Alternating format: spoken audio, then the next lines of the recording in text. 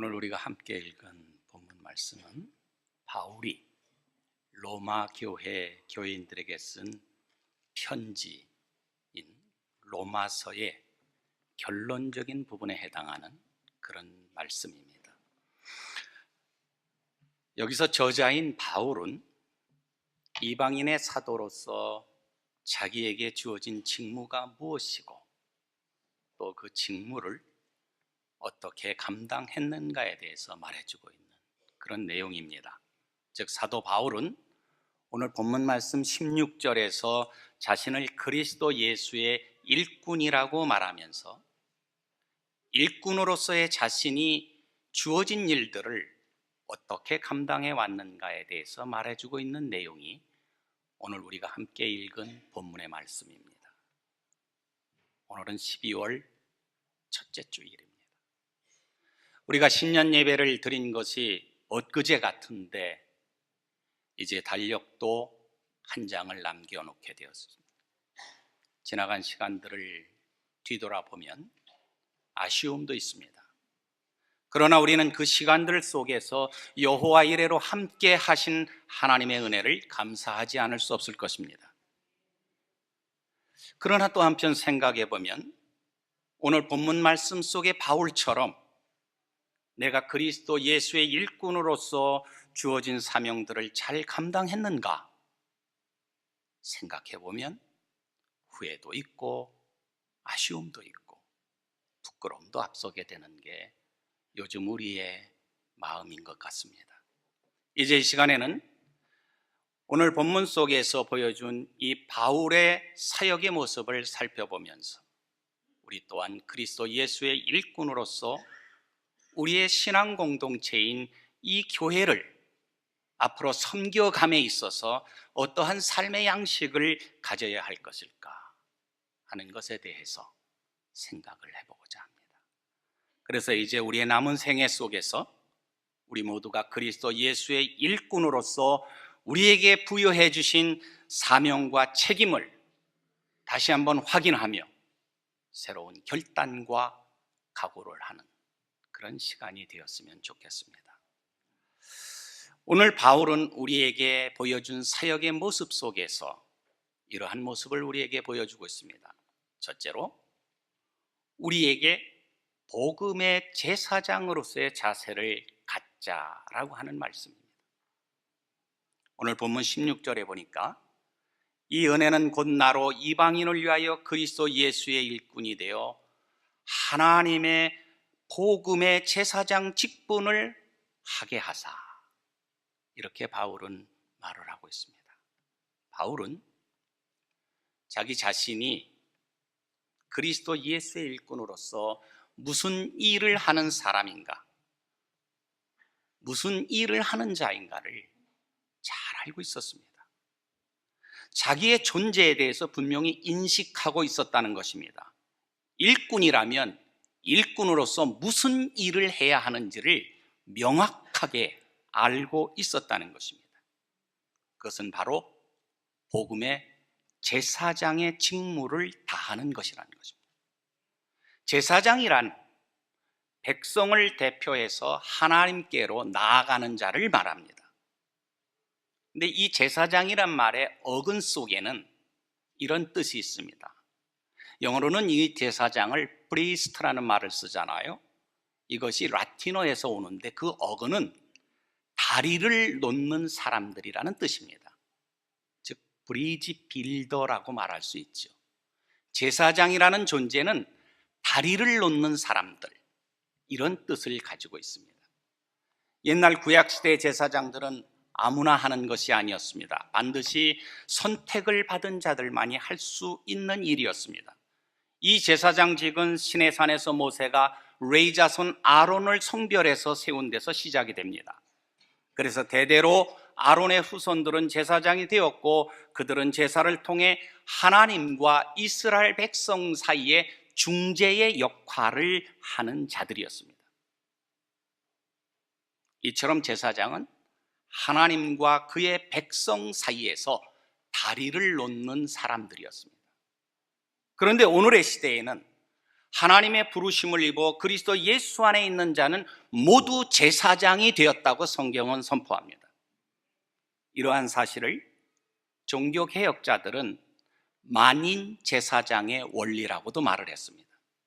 베드로전서 2장 9절에 보니까 오직 너희는 택하신 족속이요 왕 같은 제사장들이요 거룩한 나라여 그의 소유가 된 백성이니 이는 너희를 어두운 데서 불러내어 그의 기이한 빛에 들어가게 하신 이의 아름다운 덕을 선포하게 하려 하심이라. 오직 너희는 택하신 족속이요 왕 같은 제사장들인 이유는 우리로 하여금 아름다운 덕을 선포하게 하려 하심이라고 했습니다. 사랑하는 여러분, 그렇습니다. 우리는 예수 그리스도의 일꾼이자 또한 제사장입니다. 오늘의 우리는 구약 시대처럼 제사를 집례하는, 제물을 잡아서 제사를 집례하는 그런 제사장이 아니라 오늘 본문의 표현처럼 복음을 선포하는, 복음을 증거하는 복음의 제사장이라는 것입니다.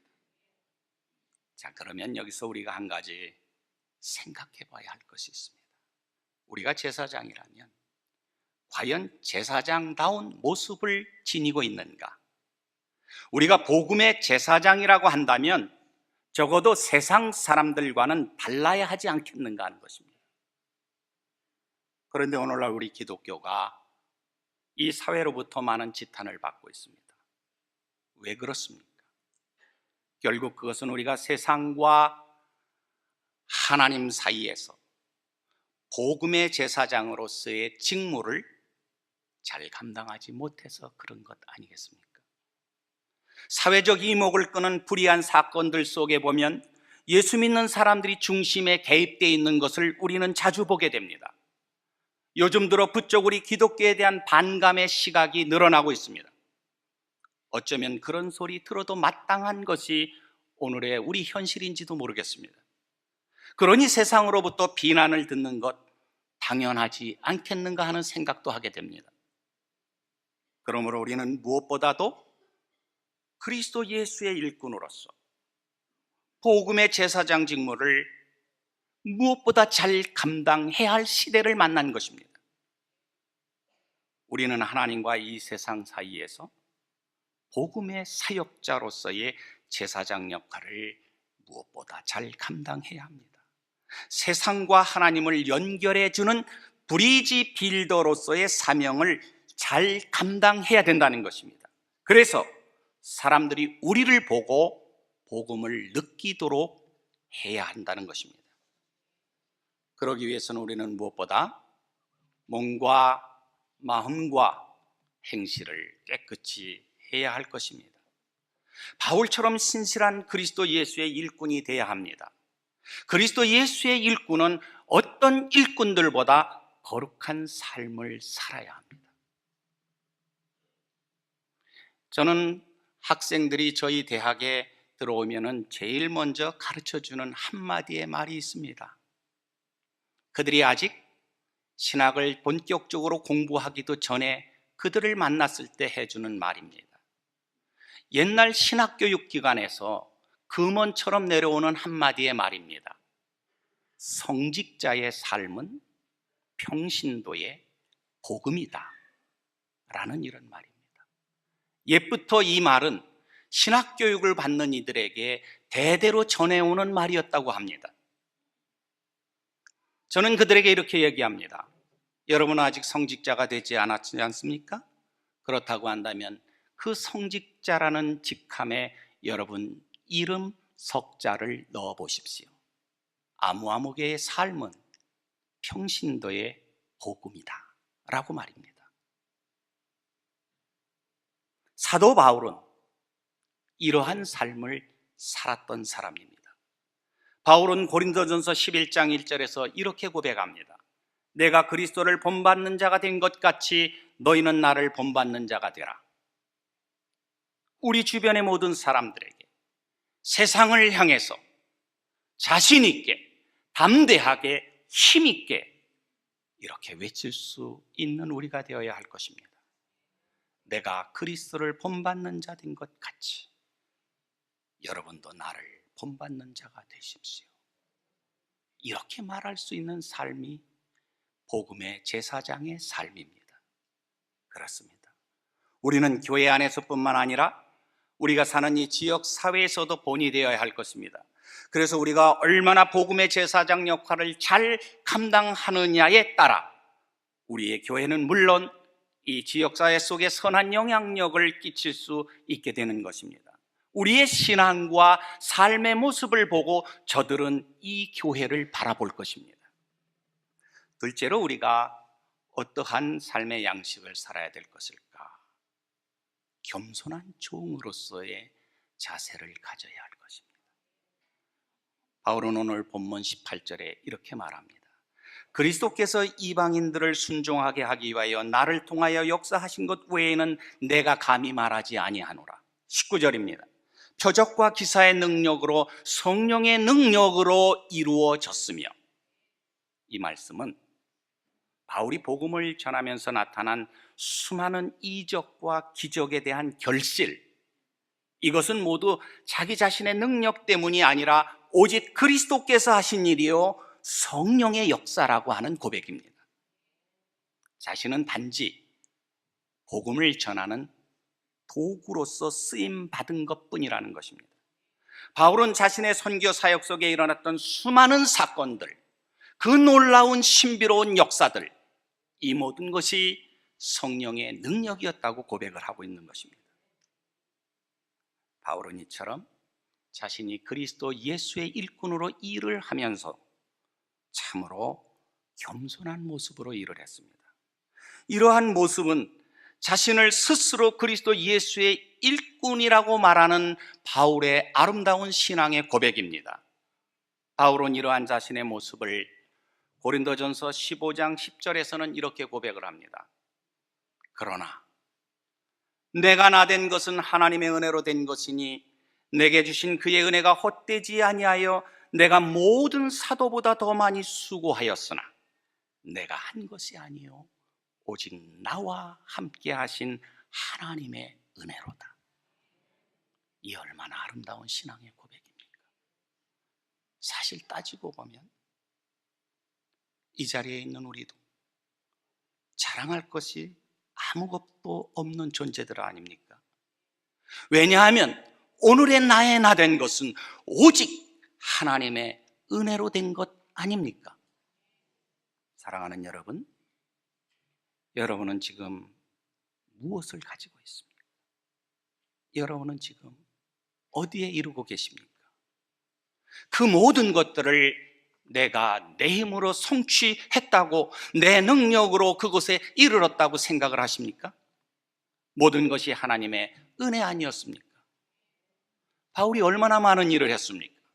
전도 여행을 통해서 세계 선교의 기초를 놓았습니다.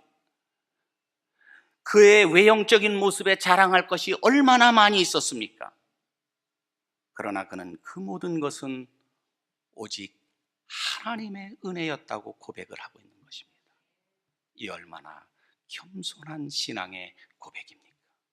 바울은 이처럼 철저하게 자신이 그리스도 예수의 종의 모습으로, 그것도 겸손한 종의 모습으로 사역을 감당했다고 고백을 하고 있는 겁니다.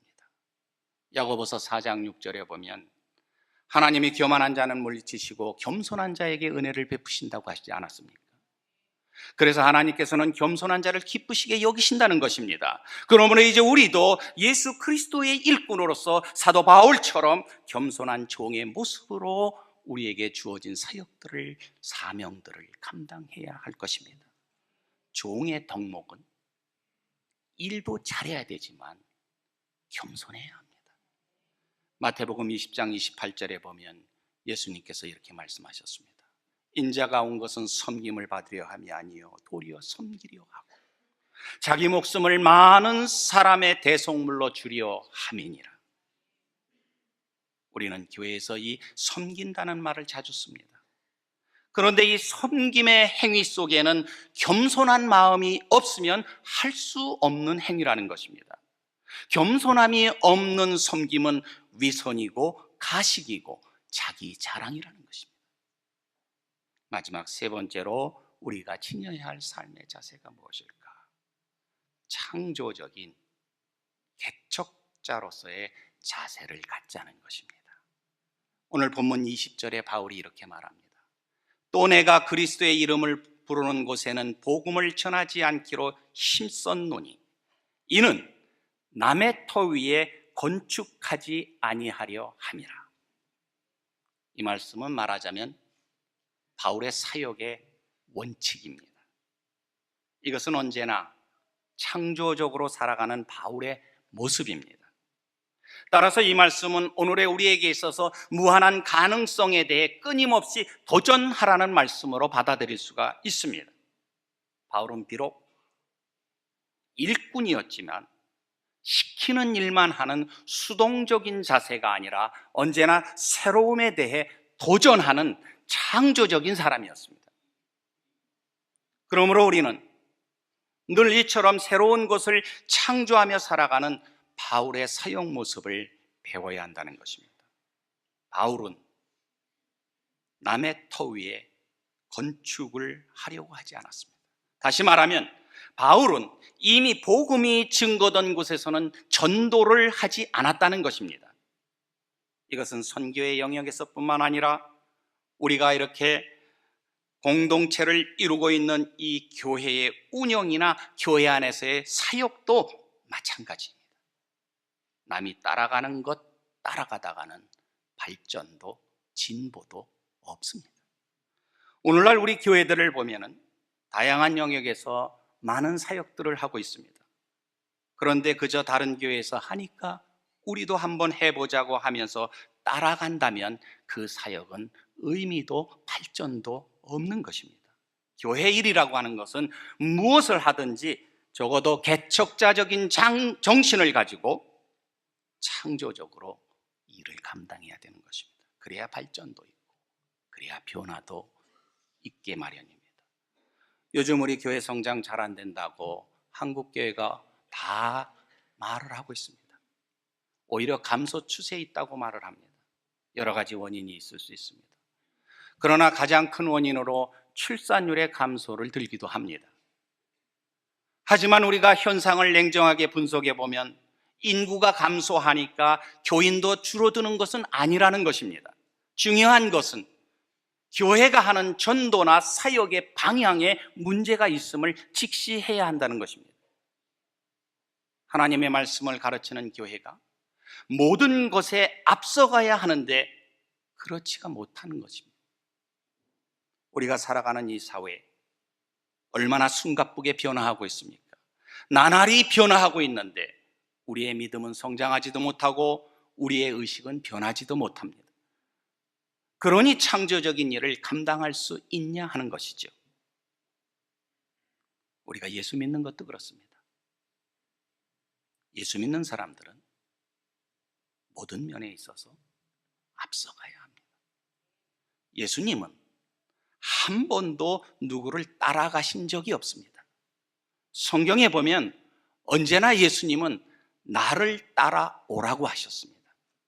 이처럼 우리 그리스도인들은 모든 면에 있어서 앞서가는 창조적인 모습으로 사역을, 우리의 삶을 감당해야 된다는 것입니다.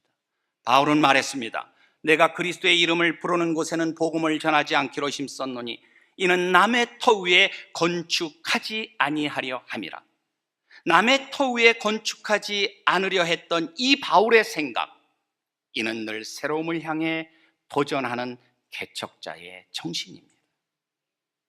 오늘날 교회를 섬기는 우리의 모습도 이러해야 할 것입니다. 물론 주어진 일을 열심히 하는 것, 이것도 해야 할 일입니다. 그러나 오늘보다 나은 내일의 모습을 꿈꾼다면 적어도 이 시간 하나님께서 우리에게 보여주시는 바울의 사역처럼 따라가는 일꾼이 아니라 창조적인 생각을 가지고 앞서가는 일꾼이 되어야 할 것입니다. 사랑하는 여러분, 이 시간 우리는 그리스도 예수의 일꾼된 자로서의 바울의 모습을 통해 많은 것을 생각하게 합니다. 그런데 여기서 우리가 주목해야 할 것이 있습니다. 그것은 오늘 본문 말씀의 시작인 로마서 15장 14절과 15절의 말씀입니다. 내 형제들아, 너희가 스스로 선함이 가득하고 모든 지식이 차서 능히 서로 권하는 자임을 나도 확신하노라. 그러나 내가 너희로 다시 생각나게 하려고. 이렇게 전개되는 말씀입니다. 바울은 지금 로마 교회 교인들이 신앙적으로 성숙해 있고 모든 면에 잘하고 있다는 것을 알고 있습니다. 그들의 신앙의 미덕을 칭찬하고 있습니다.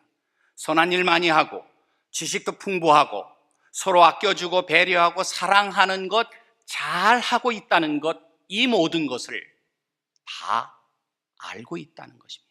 아니, 확신하고 있다고 표현하고 있습니다.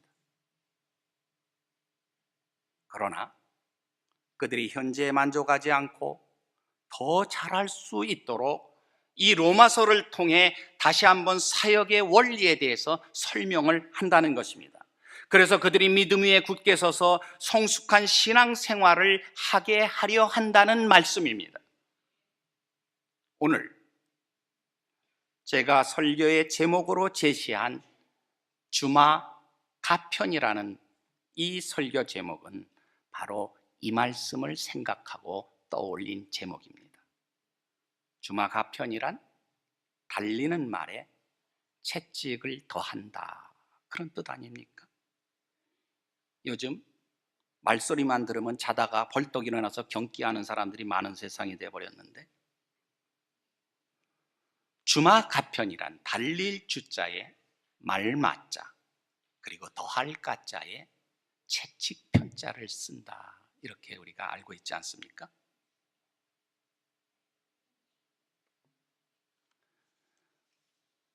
그렇습니다.